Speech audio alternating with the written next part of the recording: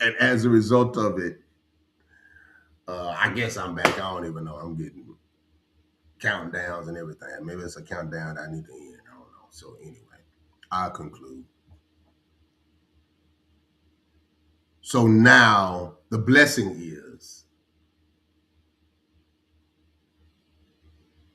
that since he died for our sins, all of that took place so that you and I can have access to God. You and I don't have to die in our sins. I won't steal the thunder about what happened on the third day. The blessing is that he did all of what he did for us.